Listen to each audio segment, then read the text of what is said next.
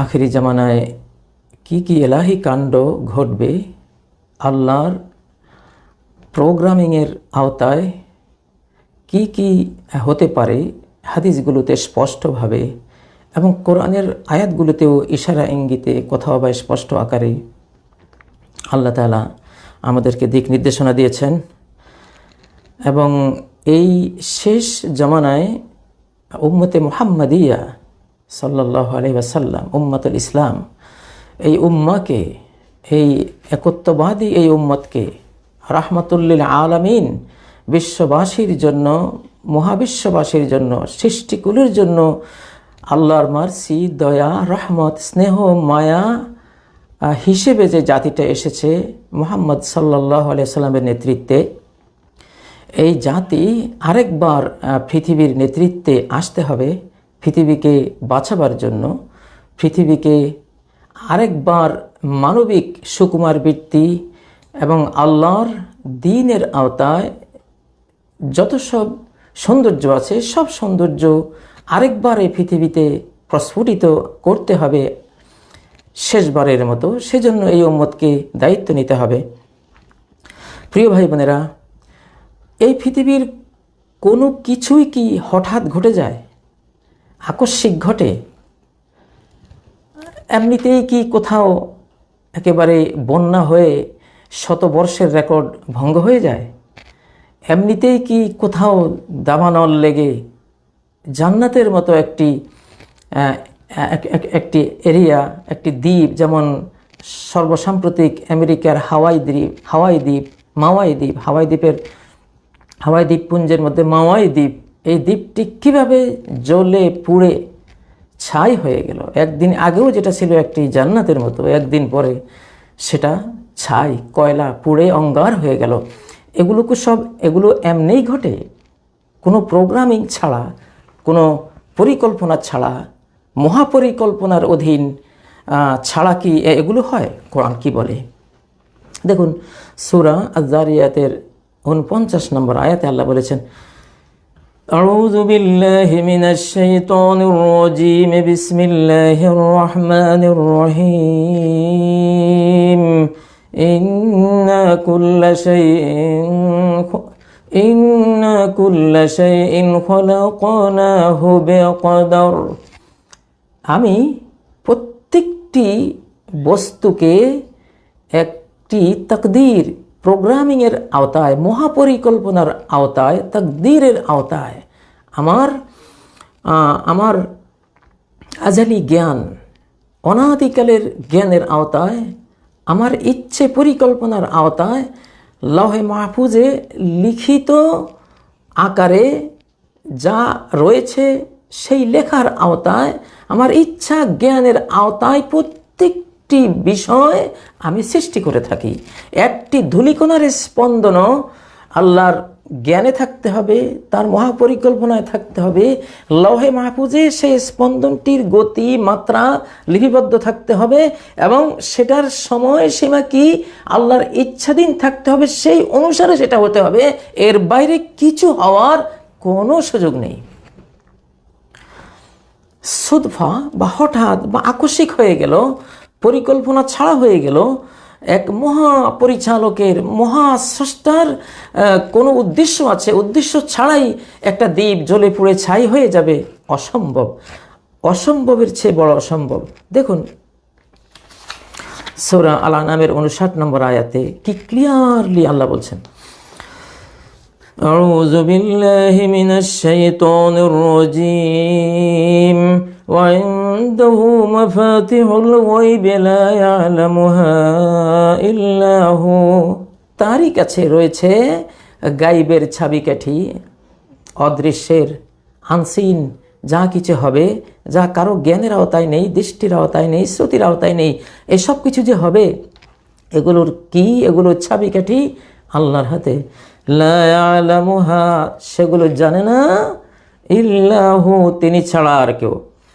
ওয়া ইয়ালামু মা ফিল বাররি ওয়াল বাহর, তিনি ওয়া ইয়ালাম, আর তিনি জানেন, মা ফিল বাররি, যা কিছু আছে স্থলভাগে, ওয়াল বাহরি, আর যা কিছু আছে জলভাগে।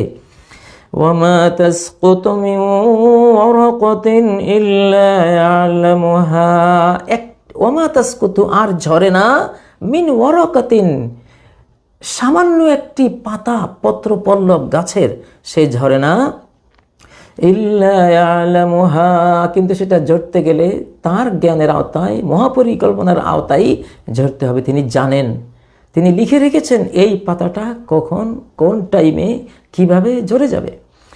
পরিকল্পনার বাইরে একটি গাছের পাতা পত্র পল্লব ঝরে পড়ারও কোনো সম্ভাবনা নেই, কোনো সুযোগ নেই, একটি পাতার কোনো সামর্থ্য নেই ঝরে পড়ার, আল্লাহর প্রোগ্রামিংয়ের আওতায় ছাড়া, তার ওই আওতা ছাড়া এটা পড়ারও কোনো সুযোগ নেই। কি কঠিন এক নিয়ন্ত্রণে এবং প্রোগ্রামের আওতায় এই মহাবিশ্বের সকল কিছু চলমান। ওয়ালা হাব্বাতিন ফি যুলুমাতিল আরদি ওয়ালা রাতবিন ওয়ালা ইয়াবিস, ওয়ালা হাব্বাতিন, একটি শস্য দানাও নেই, ফি যুলুমাতিল আরদি, পৃথিবীর অন্ধকারের ভেতরে, মাটির নিচে, মাটির ভিতরে তো অন্ধকার, আলো তো আর মাটি ভেদ করে না, মাটির ভেতরে পুঁতে রাখা যে বীজগুলো, কোন বীজ কোথায় কখন থেকে আছে, কি অবস্থায় আছে, টোটাল ফাইনাল কম্প্রিহেন্সিভ জ্ঞান। এবং আমরা মনে করছি এই বীজটা, এই শস্যদানাটা এখানে পড়ে আছে, এমনি পড়ে আছে, বাতাসে উড়িয়ে কোনো গাছ থেকে বা বাদুড়ে খেয়ে এখানে এটা এসে পড়েছে না, এটা কোনো সম্ভাবনা নেই এই ধরনের কোনো বিশৃঙ্খল কিছু হওয়ার। তার পরিকল্পনার অধীন কোন গাছে এটা হবে, তিনি সে গাছে সেটা দিয়েছেন। এটা হয়তো কোনো বাদুড়ে খাবে অথবা কোনো বাতাস উড়িয়ে নিয়ে আসবে, তার পরিকল্পনায় সে বাতাস সেখানে গেছে, সে বাদুড় সেখানে গেছে, বাতাস বা বাদুড় এটাকে খেয়ে বা এটাকে উড়িয়ে কোথায় ফেলবে, দুর্লঙ্ঘ লৌহে মাহফুজের সেই মহাবৈশ্বিক কম্পিউটারে যেইভাবে আছে ঠিক সেইভাবে সেই জায়গায় সেটা এসে পড়েছে, বায়ুবাহিত অথবা বাদুড় অথবা কোনো পাখি অথবা কোনো মাধ্যমে। সেই সুপার কম্পিউটার যে লৌহে মাহফুজ, সে লৌহে মাহফুজের মধ্যে যেভাবে আছে ঠিক সেইভাবে ছাড়া এটা হওয়ার কোনো সম্ভাবনা নেই। ওয়ালা হাব্বাতিন ফি যুলুমাতিল আরদি ওয়ালা রাতবিন ওয়ালা ইয়াবিস, কোনো রতব, কোনো ভিজা কিছু, সরস কিছু, ওয়ালা ইয়াবিস, কোনো শুকনো কিছু কোথাও থাকা সম্ভব না, মাটির গভীরে থাকা সম্ভব না, ইল্লা ফি কিতাবিম মুবিন, ইল্লা, এছাড়া যে, বা কিন্তু সে বিষয়, সে শস্যদানা, সে সরস জিনিসটি বা শুকনো জিনিসটি রয়েছে ফি কিতাবিম মুবিন, এক সুস্পষ্ট মহাবৈশ্বিক বইয়ের মধ্যে, কিতাবের মধ্যে, লৌহে মাহফুজের মধ্যে। লৌহে মাহফুজ কি? মহান স্রষ্টার মহাপরিকল্পনাগুলোর লিখিত মহাবৈশ্বিক কিতাব বলেন, আল্লাহ কিতাব বলেছেন। সেই যুগে কম্পিউটার বললে কেউ বুঝতো না। সেই কিতাব, সেই সুপার কম্পিউটার যেই রূপেই হোক না কেন, বা বিশাল ফলকে লিখিত অবস্থা সেটা আছে, এর বাইরে কিছু হওয়ার কোনো সুযোগ নেই। এমনিতেই কখনো কোনো কিছু হয় না। আপনার জীবনে যত কিছু হচ্ছে এক মহা পরিকল্পনার আওতায় হচ্ছে। আপনি হয়তো বুঝছেন যে এটা এমনি হয়ে গেছেন না। দেখুন, হযরত ইউসুফ আলাইহিস সালাম, তিনি যে জেলখানায় গিয়ে কত বছর ছিলেন? 7 বছর। তিনি 7 বছর সেখানে ছিলেন। ফালাবিসা ফিস সিজনি বিদআ সিনিন, এখানে বাহ্যিক একটা, যে ইউসুফ আলাইহিস সালাম যে কয়েদি মুক্তি পেল, তাকে বলেছিলেন যে আমি যে বন্দী আছি তোমার মালিকের কাছে আমার বন্দী দশার কথা বলো, কিন্তু সেই বন্দী ভুলে গেছে। ফাআনসাহু শাইতানু যিকরা রাব্বিহি, ফাআনসাহু, তাকে ভুলিয়ে দিল শয়তান, যিকরা রাব্বিহি, তার মালিকের কাছে ইউসুফ আলাইহিস সালামের কথা বলার বিষয়টি ভুলিয়ে দিয়েছে। ফালাবিসা ফিস সিজনি বিদআ সিনিন, ফলে ইউসুফ জেলখানায় অবস্থান করেছিলেন বিদআ সিনিন, কয়েকটি বছর। 7 বছর তিনি ছিলেন। এখন আমরা হয়তো বলবো যে এটা ও ভুলে গেছে, ওই বেচারা বলতে পারেনি, শয়তান ভুলিয়ে দিয়েছে, তাই তিনি 7 বছর জেলে ছিলেন। এটা আমরা বাহ্যিক আমরা মনে করব না, মোটেও না। জিনিসটা আল্লাহর মহাপরিকল্পনার আওতায় এটা তিনি ঘটিয়েছেন। শয়তান সেটা ভুলাবার সুযোগ পেয়েছে, যেহেতু সেখানে একটা আল্লাহ গ্যাপ তৈরি করে রেখেছেন যে ইউসুফ এত তাড়াতাড়ি বের হবে না, 7টা বছর তাকে থাকতে হবে। আল্লাহ তাআলা চেয়েছেন যে ইউসুফ যদি 1-2 বছরের মধ্যে বেরিয়ে যায়, সেই বাদশার যে দাস ছিলেন তিনি ওখানে তাদের বাড়িতে ছিলেন, সেই দাসত্ব অবস্থায় যদি বেরিয়ে আসে, তাহলে যে কলঙ্ক ইউসুফকে দিয়ে জেলখানায় নেওয়া হয়েছিল, যে তার এই দোষ আছে, যদিও অভ্যন্তরে তারা জানতো কোনো দোষ নেই, রাজা জানতো, রাজার স্ত্রী জানতো, তার সভাসদ সবাই জানতো যে ইউসুফ নির্দোষ, কিন্তু বাহ্যিক জনসমক্ষে সেটা নির্দোষতা প্রচার করা হয়নি। সবাই জানতো যে নিশ্চয়ই কোনো দোষ হয়েছে, না হলে জেলে কেন গেছে। তো আমরা তো মনে করছি 7 বছর এমনিতেই বুঝি হয়েছে, না, বরং আল্লাহর এক মহাপরিকল্পনা ছিল যে আমি ইউসুফকে বের করব, এমন এক সম্মানিত চেয়ারে বসিয়ে, এমন এক পজিশনে উন্নীত করে তাকে আমি বের করব। তখন এই ছোট্টখাট্ট যে অভিযোগ মানুষের মধ্যে ছড়িয়ে গেছে, এসব অভিযোগ ওই পজিশন, ওই চেয়ার, ওই পদবি, ওই যোগ্যতার গুণে, সেই আলোয়, সেই লাইটে এগুলো ধুয়ে মুছে সাফ সুতরা হয়ে যাবে। তো সেটার জন্য সময় লাগবে।